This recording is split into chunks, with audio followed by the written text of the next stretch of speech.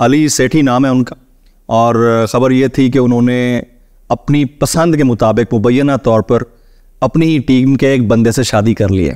इस्लाम में जिन चीज़ों के ऊपर इत्तफाक़ राय है, इजमा है, उनमें से एक चीज़ ये होमोसेक्सुअलिटी के पॉइंट ऑफ व्यू से कि ये हराम है। रिलीजन के साथ इस तरह के लोगों का बड़ा एक कमज़ोर सा रिश्ता होता है, इनको रिलीजन के ना होने के बराबर। जी हाँ, शादी की तरफ जाने की बजाय हमारी ही सोसाइटी के अंदर लिविंग रिलेशनशिप का ट्रेंड ज़्यादा जो है इस वक्त तरवीज पा रहा है।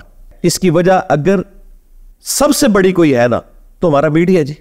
मीडिया जो ग्लैमराइज करके इन चीज़ों को दिखा रहा है, जिनका प्रैक्टिकल लाइफ से कोई ताल्लुक नहीं है।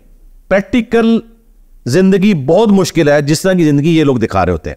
जो एड्स शरीयत के मुताबिक है उनकी कमाई हलाल है, और जो एड्स शरीयत के मुताबिक नहीं है उनकी कमाई हराम। नजम सेठी साहब के साहबजादे, उनसे मंसूब एक ख़बर कुछ दिन पहले चली। अली सेठी नाम है उनका। और ख़बर ये थी कि उन्होंने अपनी पसंद के मुताबिक मुबैना तौर पर अपनी ही टीम के एक बंदे से शादी कर ली है।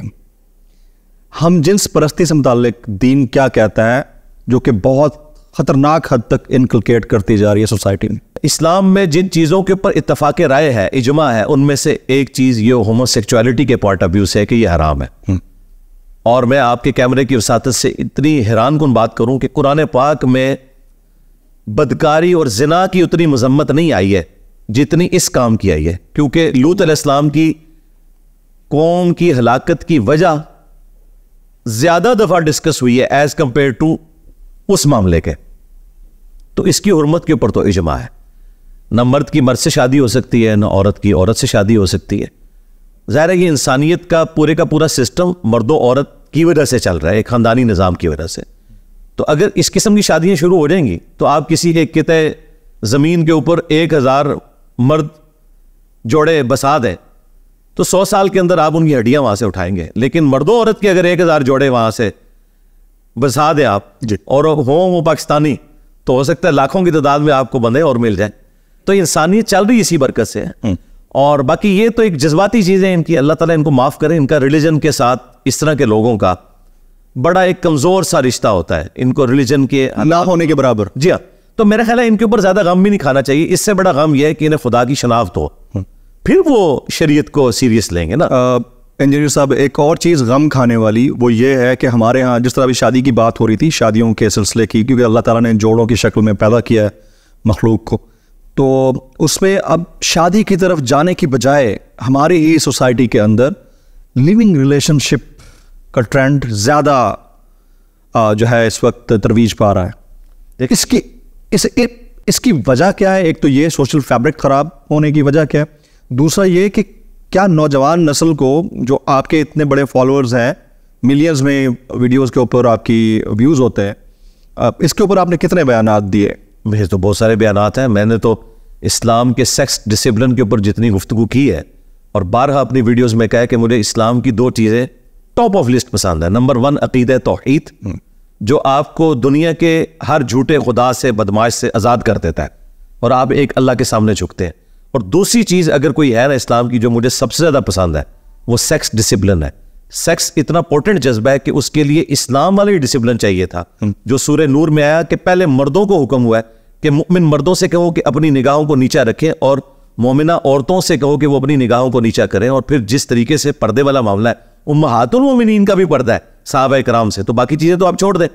तो ये वाकई डिजर्व करता था।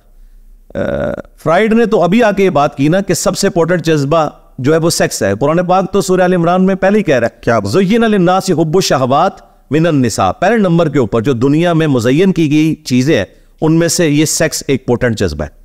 बाकी इसकी वजह क्या है? इसकी वजह अगर सबसे बड़ी कोई है ना तो हमारा मीडिया जी। मीडिया जो ग्लैमराइज करके इन चीज़ों को दिखा रहा है, जिनका प्रैक्टिकल लाइफ से कोई ताल्लुक नहीं है। प्रैक्टिकल जिंदगी बहुत मुश्किल है, जिस तरह की जिंदगी ये लोग दिखा रहे होते हैं। देखिए, जब हम लोग छोटे छोटे थे ना, उस वक्त जो ड्रामे लगते थे ना, उनसे मॉरल लेसन मिलते थे।